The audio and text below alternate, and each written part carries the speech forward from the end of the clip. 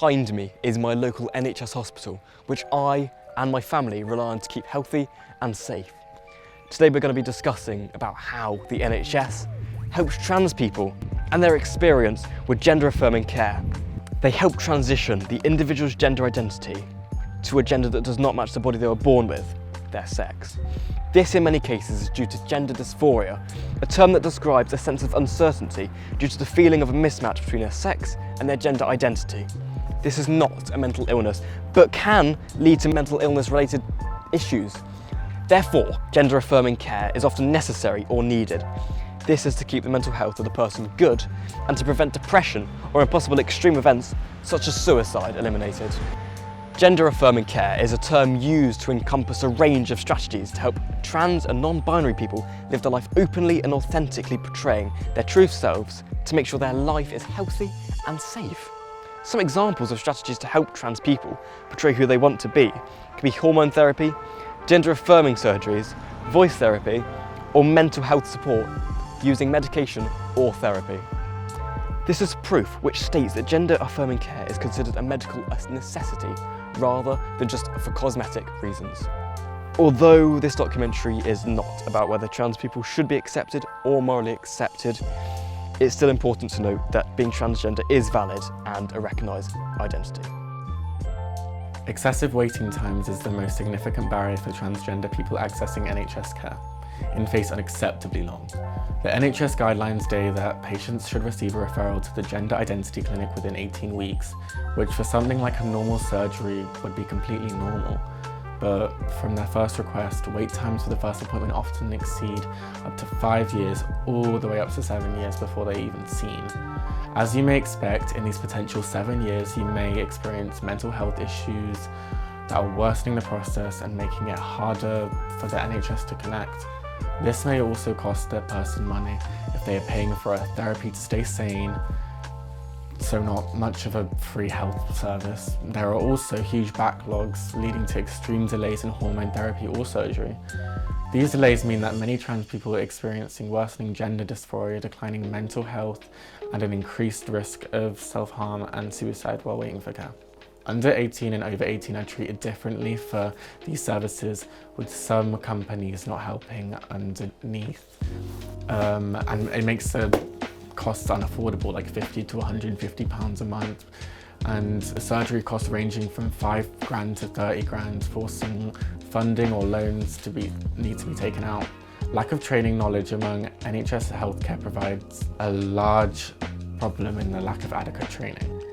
Renders the services that are provided useless. According to the British Journal of General Practice 2021, healthcare professionals identified barriers to trans healthcare, a qualitative interview study, and then online a GP observed, quote unquote, in medical school there was no observation of education on trans health when I was training to be a GP there.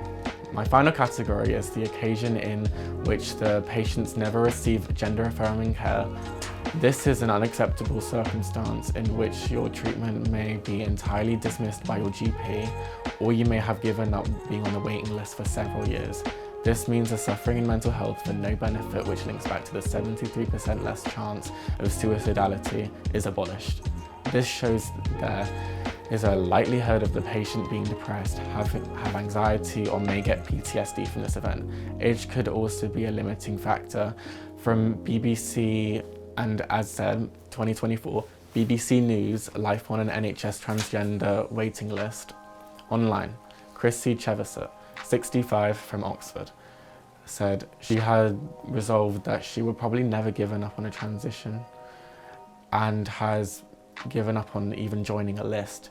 She said that given her age and the current waiting times, she would probably be too old to undergo surgery. The failure of the NHS to provide timely care results in avoidable suffering and in some cases even preventable death.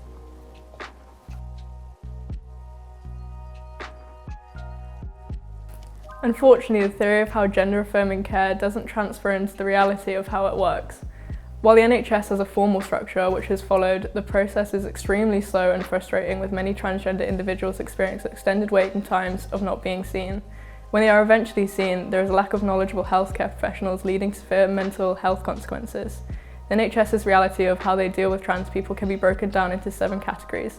Delays in treatment, resorting to private healthcare, lack of training, not guaranteed treatment, and finally, a lack of treatment altogether.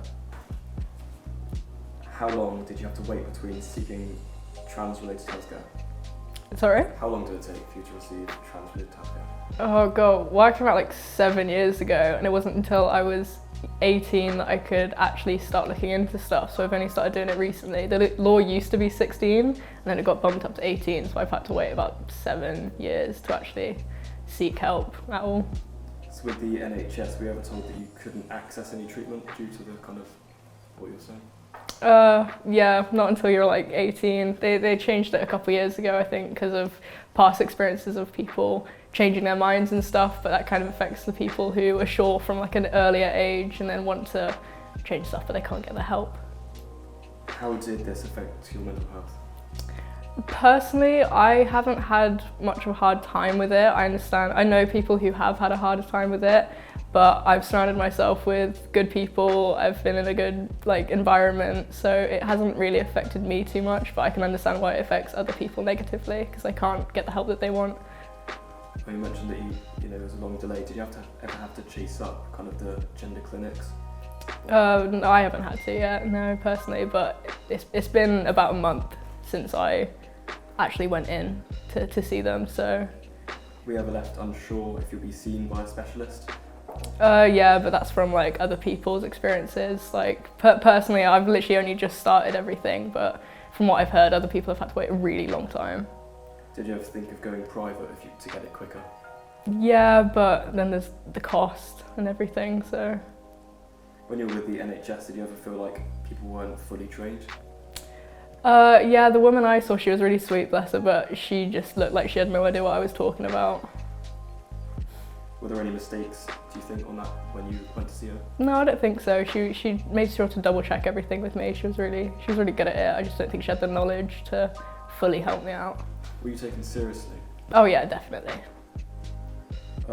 So it kind of interested in your opinion, how has your experience with the NHS shaped your view of the NHS? It's been alright for me because we've got family in the NHS, so I've always had a positive view on it, and then seeing that woman, although she didn't have the knowledge maybe that she needed to help me out, she was still really kind with everything. She double checked everything. She searched up stuff with me to make sure she knew what she was talking about. It's just the training from other people that she didn't maybe have, which needs to be improved.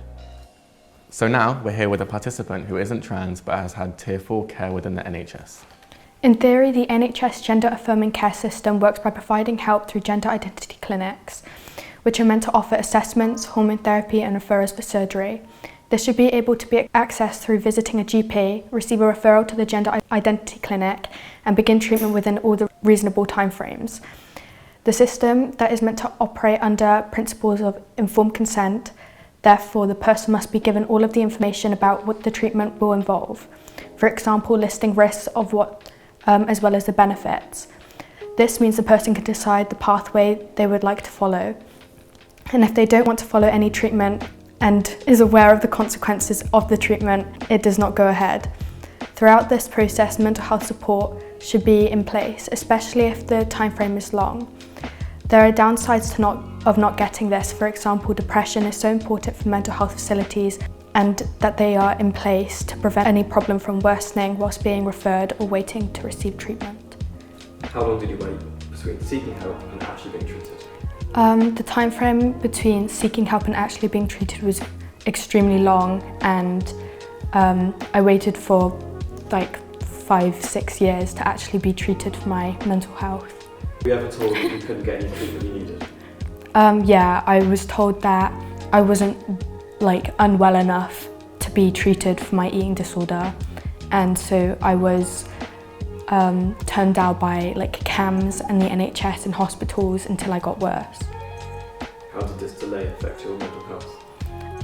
I went into an extremely deep depression when I was refused any sort of healthcare or care plan to be put in place, and so I just worsened from there on. Did you ever have to chase appointments, referrals? Definitely. My care plan and needs were mainly put aside, and I wasn't allowed to change anything about my treatment, let alone receiving treatment. So yeah. Did you ever feel like going private was an option to try and get help sooner? Definitely, but it's super expensive, especially in today's economy. You have to be extremely wealthy to be able to receive that type of treatment, unless you're in a special facility where they can offer it. Did the NHS ever hint at going private?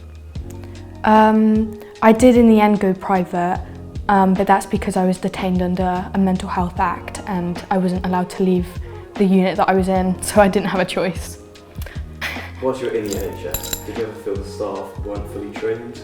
Oh, definitely. A lot of hospitals are either understaffed and they use agency from other hospitals that aren't specialised in patients' needs, and the lack of training, like peace training to restrain patients, is not taught properly either, and that often leads patients to be physically harmed. Did you ever feel like any mistakes were made in your treatment in that case? Yeah, they don't the mistakes made in my treatment were they didn't listen to what my needs were, and they weren't met either. There was a lot of older male staff that weren't appropriate with the younger female patients as well. Do you feel your symptoms were taken seriously? No, not at all. Because if you're not on death's door with an eating disorder, then your symptoms aren't going to be taken seriously. Even when I had a cardiac arrest, I wasn't taken seriously. So, no. From all this then, in your opinion, is the NHS good or bad? In my opinion, I think that the NHS is not paid enough for their staff to actually care about their patients, and that they need more training. So no, I don't think that the NHS is good at all. As we've gathered data from the interviews, I think it's safe to say that the NHS can be credited for the good work they have done, and they have really turned around many people's lives, but it's gotten overflooded due to the awareness of trans rights and the care that they need, which is a great thing to eliminate transphobia and awareness that trans is accepted, but therefore made people aware of why they were feeling the way they are.